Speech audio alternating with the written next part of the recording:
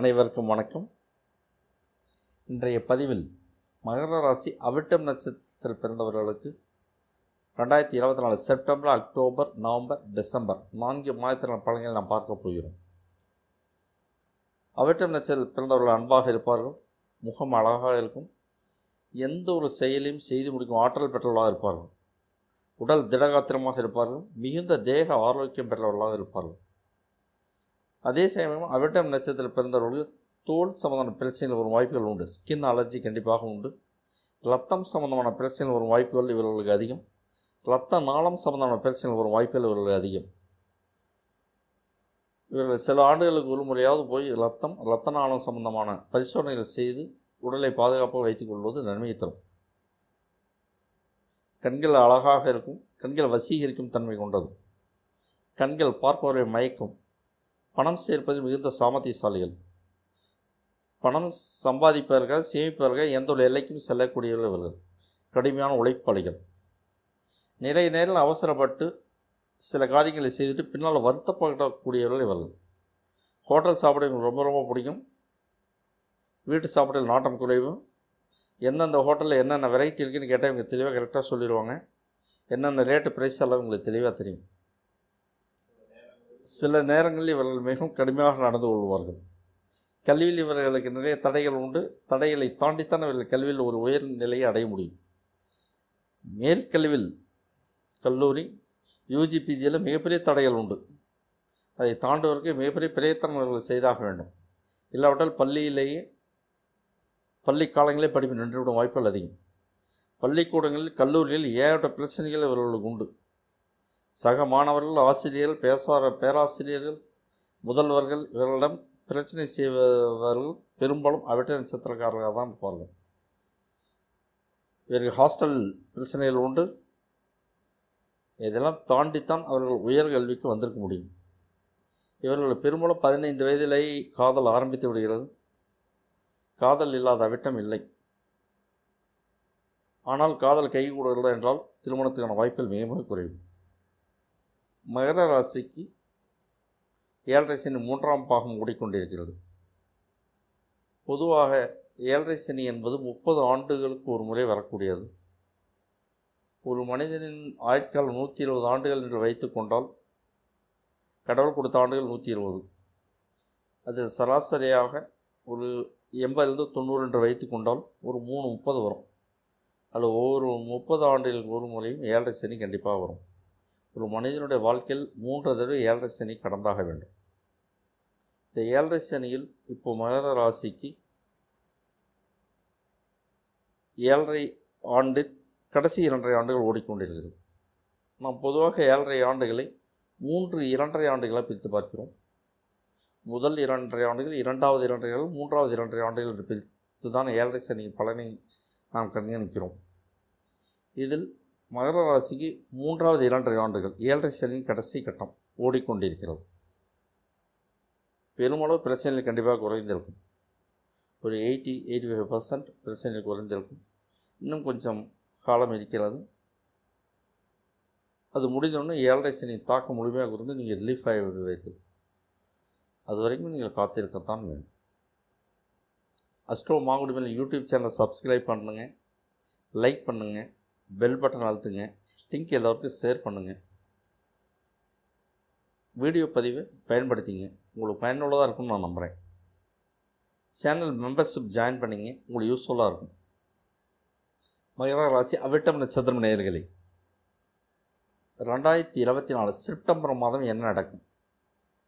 ரிஷபத்தில் குரு இருக்குது, மிதுனத்தில் செவ்வாய் இருக்குது, கடகத்தில் புதன் சந்திரன் இருக்குது, சிம்மத்தில் சூரியன் இருக்குது, கன்னியில் கேது பகவான் இருக்கு, சுக்கிரனும் சேர்ந்து இருக்கு, கும்பத்தில் சனி பகவான் இருக்கு, மீனத்தில் ராகு பகவான் இருக்கு. இந்த மாதம் என்ன நடக்கும்?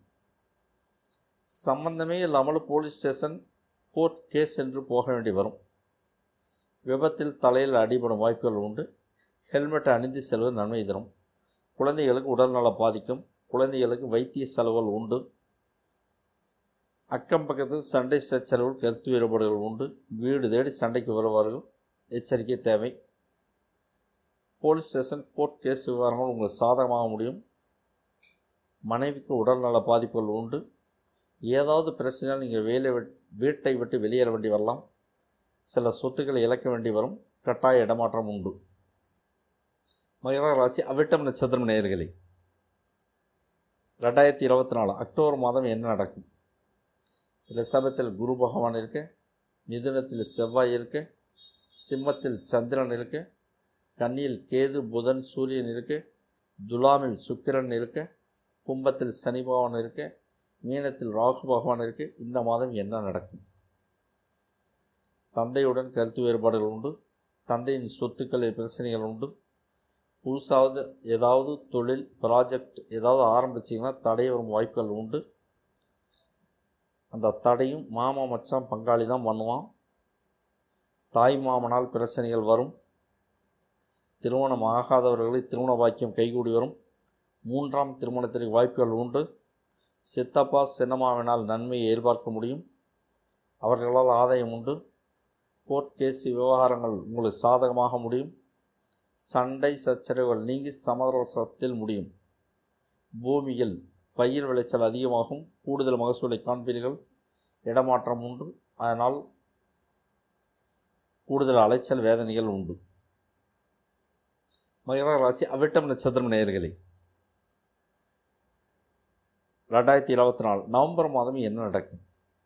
ரிஷபத்தில் குரு இருக்கு, கடகத்தில் செவ்வாய் இருக்கு, கன்னியில் கேது இருக்கு, துலாமில் சந்திரன் சூரியன் இருக்கு, விருச்சிகத்தில் சுக்கிரன் புதன் இருக்கு, கும்பத்தில் சனி இருக்கு, மீனத்தில் ராகு பகவான் இருக்கு. இந்த மாதம் என்ன நடக்கும்?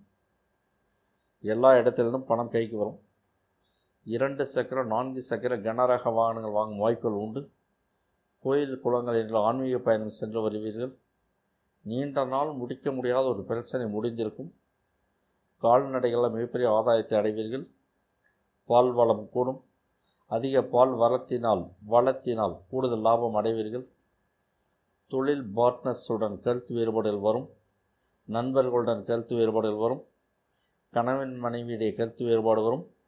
மனைவியை அனுசரித்து போவது நன்மையை தரும். வயிற்றில் நோய் தொந்தரவுகளுக்கான வாய்ப்புகள் உண்டு. வயிற்றில் அறுவை சிகிச்சைக்கு வாய்ப்புகள் உண்டு. தீ விபத்துகளுக்கான வாய்ப்புகள் உண்டு. கனரக இயந்திரங்கள் வேலை செய்பவர்களுக்கு இயந்திரங்களில் விபத்துக்களுக்கான வாய்ப்புகள் உண்டு. எங்கிருந்தோ சின்ன சின்ன சண்டைகள் வீடு தேடி வரும். வெளிநாட்டு பயணத்திற்கு வாய்ப்புகள் உண்டு. வெளிநாட்டிலிருந்து நல்ல செய்திகள் உங்களுக்கு வரும். மகர ராசி அவிட்டம் நட்சத்திரம் நேயர்களே,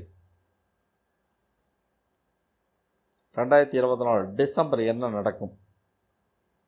ரிஷபத்தில் குரு பகவான் இருக்கு, கடகத்தில் செவ்வாய் இருக்கு, கன்னியில் கேது இருக்கு, விருச்சிகத்தில் சந்திரன் சூரியன் புதன் இருக்கு, தனுசுவில் சுக்கிரன் இருக்கு, கும்பத்தில் சனி பகவான் இருக்கு, மீனத்தில் ராகு பகவான் இருக்கு.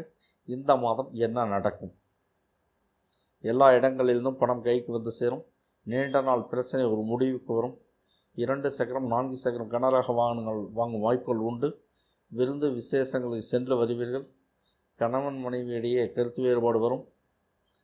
கணவன் மனைவியிடையே வரும் கருத்து வேறுபாட்டில் சண்டை சச்சரவில் 3வது நபரை இடையில் நுழைக்காதீர்கள். நீங்கள் இருவருமே பேசி முடித்துக் கொள்வது தீர்த்து கொள்வது நன்மை தரும்.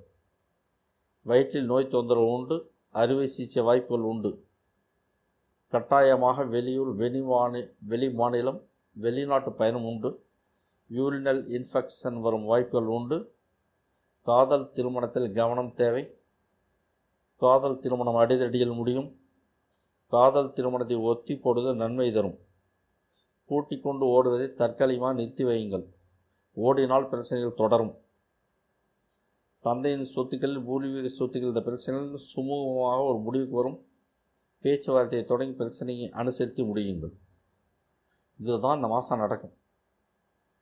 Astro Mangudi YouTube channel subscribe பண்ணுங்கள், லைக் பண்ணுங்கள், பெல் பட்டனை அழுத்துங்க, லிங்க் எல்லோருக்கும் ஷேர் பண்ணுங்கள். அஸ்ட்ரோ மாங்குடி யூடியூப் சேனலில் மெம்பர் ஆகிடுங்க. உங்களுக்கு பயனுள்ளதாக இருக்கும். இந்த வீடியோ பதிவை எல்லோரும் பயன்படுத்திங்க. இந்த பதிவு உங்களுக்கு பயனுள்ளதாக இருக்கும் என்று நான் நம்புகிறேன். நாம் மீண்டும் அடுத்த பதிவில் நாம் சந்திக்கப் போகிறோம். நன்றி, வணக்கம்.